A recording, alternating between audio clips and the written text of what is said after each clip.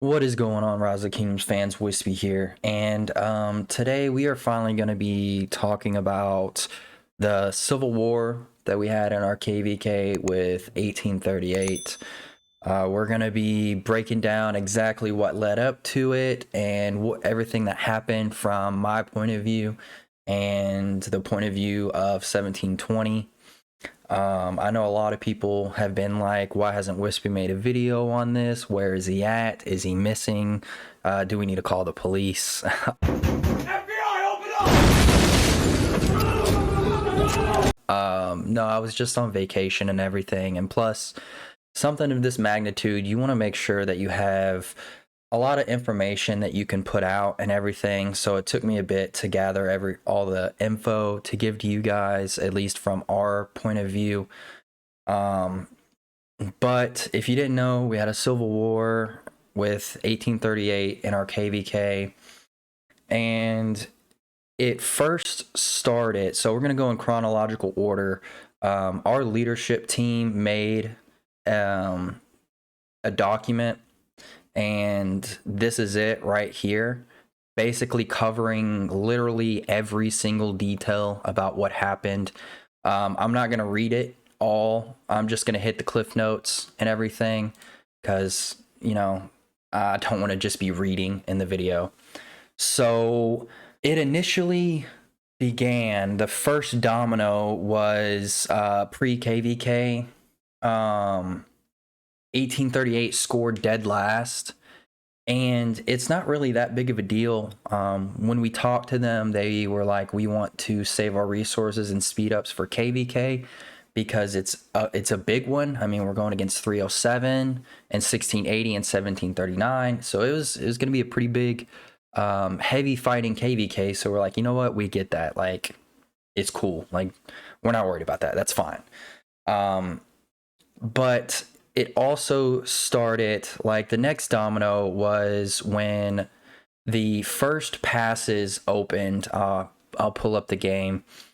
So when the first passes opened here, the initial plan was 1720 us and a little bit of 1838. We're going to push in Lucerne, and we were going to take on 307 because we wanted the Freddy Bastion and we wanted to own this zone. That way, we just had this zone covered.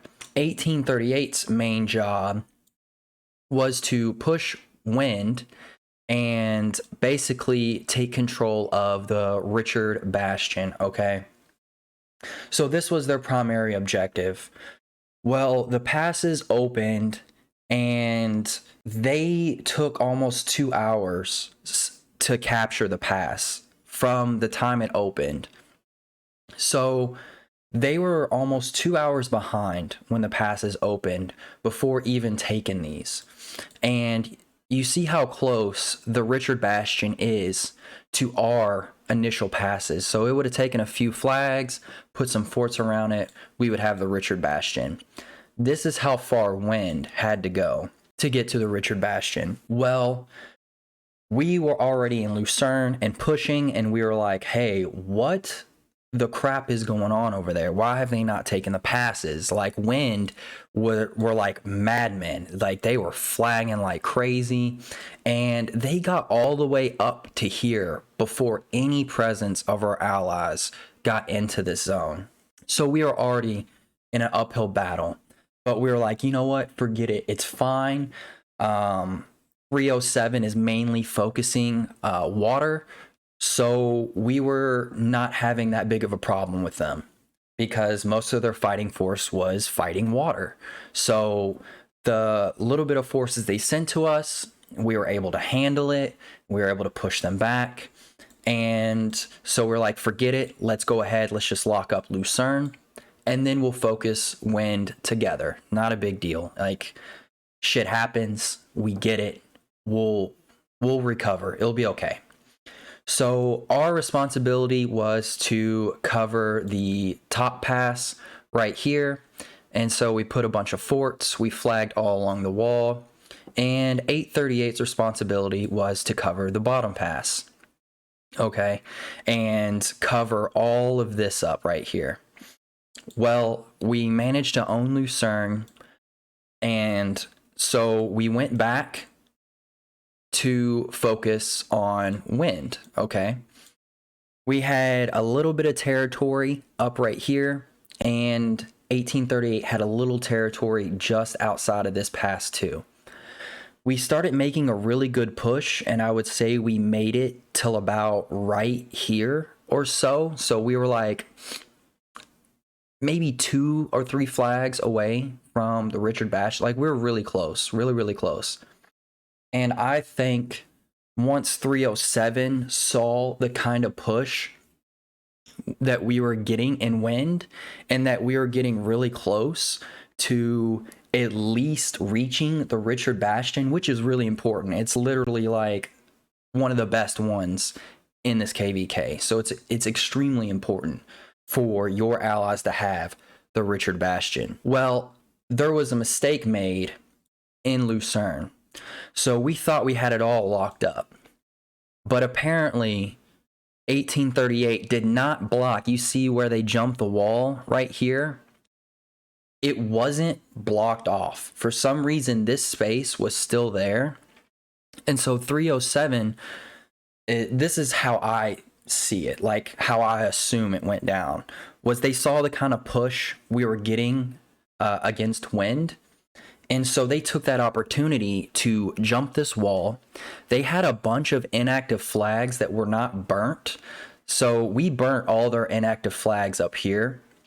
And apparently 1838 did not burn all of their inactive flags here. So they literally built a flag or two and reconnected all of that inactive territory and essentially created a very large landing space for all their big fighters. So once this happened, the call was made to stop pushing wind and try and go back and take back control of Lucerne. Well, 307 had already locked up the zone they were fighting with water, and they had already took control of that. So they were able to focus all of their main force in Lucerne, which was a massive problem for us because before we were not fighting their full force. And they managed to, because of this mistake, they managed to push us all the way out, which, I mean, they maybe could have if they dedicated, even if we blocked everything properly, maybe they still could have, but it would have taken a lot of resources, a lot of troops, and you don't really gain any strategic value of owning this zone.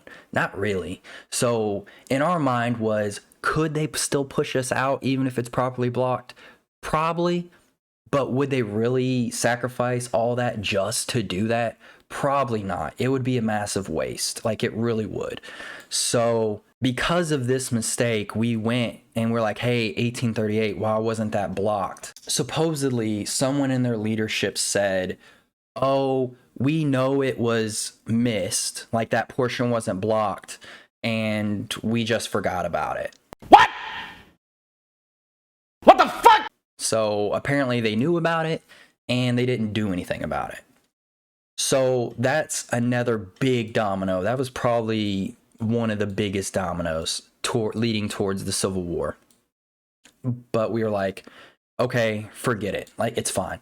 Let's all focus on the Richard Bastion. Like, it's fine. We all got the Freddy Bastion in Lucerne. That's all we wanted anyways. It's fine.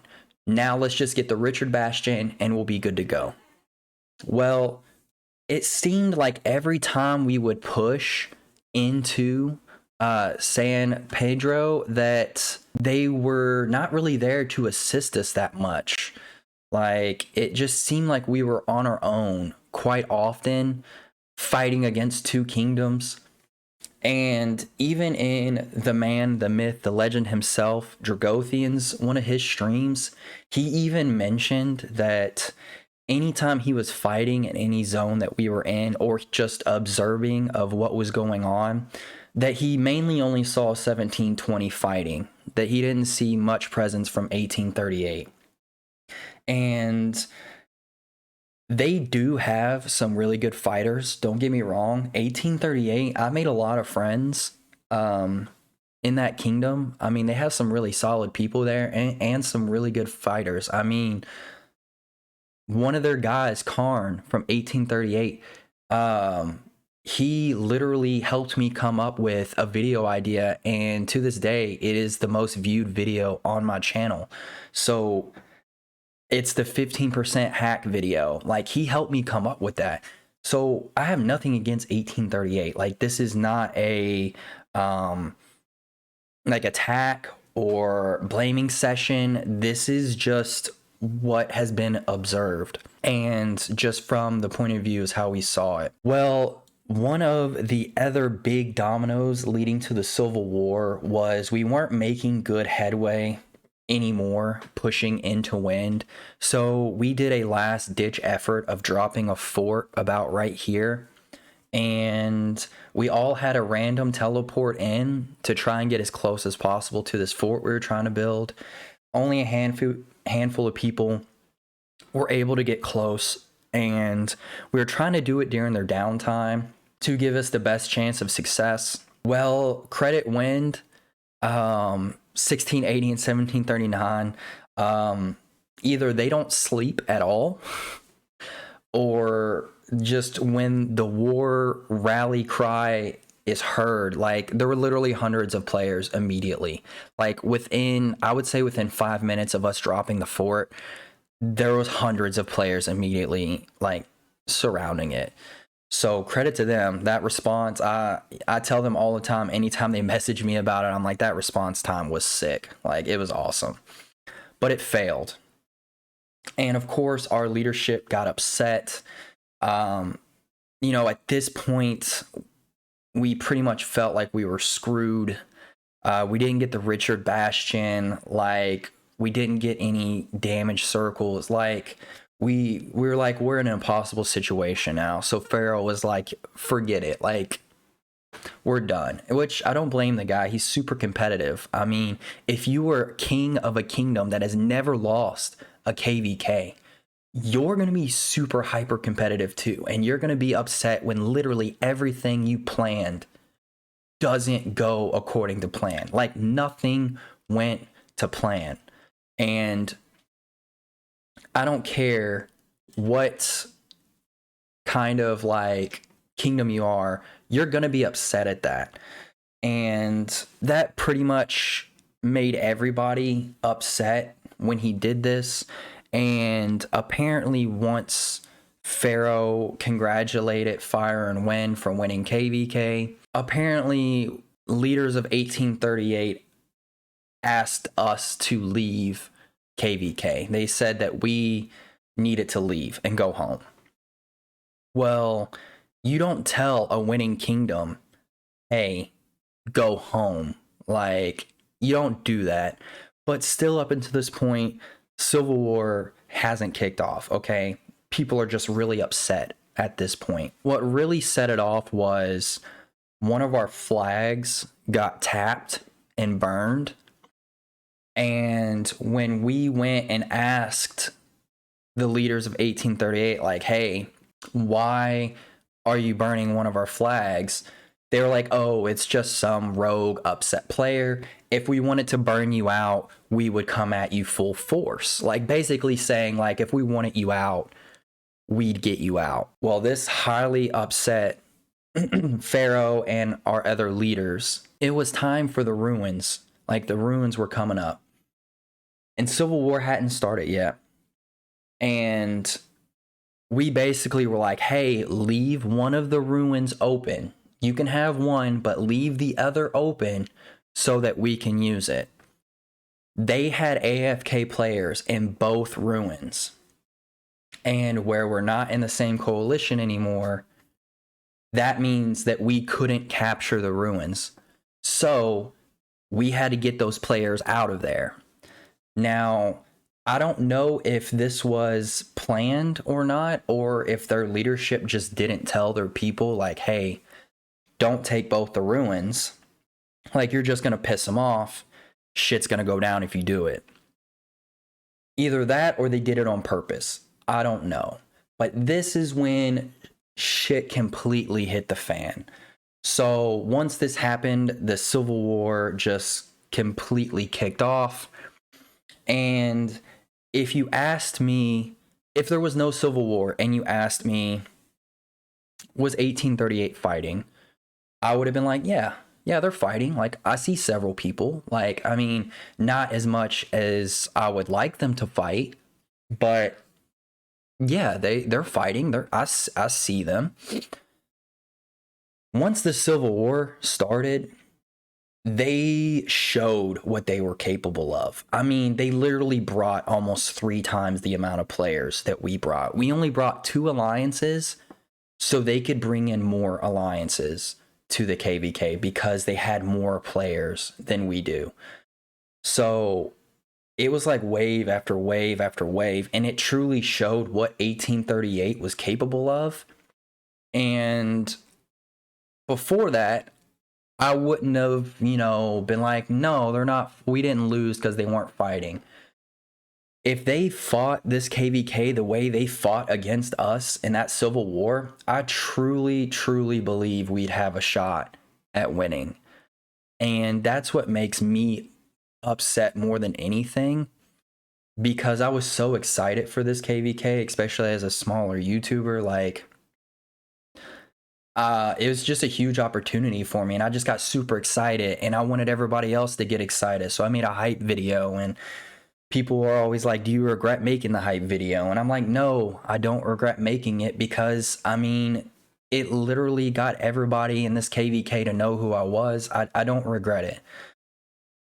But it just showed me what could have been and how accurate the hype video really could have been. Again, I'll hold nothing against 1838. I wish the best for them. I hope they have a great future. I mean, I still have several friends that are in that kingdom, so I don't have any ill will towards them or anything. But they're currently in Arc League, and in Lost Kingdom chat, their favorite thing to say is, at least we're still in Arc League and you're not. And in my opinion, and in 1720's opinion, Arc League is not more important than KVK. It's not, okay? Like, even if you have a good shot at winning Arc League, I still do not think it's more important than KVK, because in Arc League, it's just about one alliance in your kingdom. In KVK, your reputation is on the line. Like, you're allied with other kingdoms, and you can't be taking Arc League more serious than KVK, especially when you are in as high of a profile KVK as this. I mean, literally everybody in the beginning was like, man, I can't wait to see this KVK. Like, can 307 be taken down? Well, apparently not, because people just go to Civil War. I don't know. I feel like I'm ranting now. Okay, I'm ranting. Okay, I'm done ranting. This wasn't even supposed to be a rant video, but sometimes I was just very passionate about this KVK. I had such high hopes and everything. Now, before everybody like freaks out and, like, as Gecko would say, "Wee!" in the comments below, just know I do not make decisions for my kingdom, okay? Like, yes, they hear what I have to say, but ultimately, I don't have any say in final decisions on what happens and what we do. I literally they just give me more information than they would a normal player, just because of, like, I do YouTube, and some people, like, people know my name, so I don't make any decisions, though. So don't write in the comments below like it's my fault and all this other stuff, because you're going to be wasting your breath. Also, if you're wondering about what you're watching on the screen and why it's not in a video, this was right, like, maybe a day or two before the Civil War started. We were defending one of 838's flags during their downtime, because we wanted to keep the presence in Wind, So I think this was where we were actually getting close to the Richard Bastion, so we did not want to lose this territory. And we did hold throughout the night, but the Civil War started, so I was like, I'm not going to make this into a video anymore. I don't know, this Civil War sucked all the motivation out of me for a while. Like, I didn't really want to play the game anymore. I'm fine now. But I mean, my vacation with my family couldn't have come at a better time because I don't know. I just started getting really negative about the game because I hate stuff like this. And it was my first ever Civil War. It just sucked, man. It just really sucked, you know. But again, stuff happens. This was also the night that we took the 6 rallies on our city. It's really funny. We put a bunch of memes in it, so it'd be entertaining. I'll have that in the description below. Also, I'll have it as one of the end videos so you can check it out. It's very entertaining. But have you guys ever been in a KVK Civil War? If so, what were the reasons? Let me know in the comments below. If not, kudos to you. Just know it will probably happen eventually because honestly, almost everybody gets into a Civil War at least once in KVK. It's bound to happen if it hasn't happened yet. Because I mean, you're just getting a lot of people together and the wrong thing gets said or a plan doesn't get followed. Just shit happens. But that's pretty much everything that happened. Sorry that I ranted there for a little bit, but that's all the facts as we know it, at least from my point of view of what I observed and what other people observed. But that's pretty much it for me. Don't forget to subscribe. But until next time, I'm Wispy Gaming. I'll see you guys in the next video.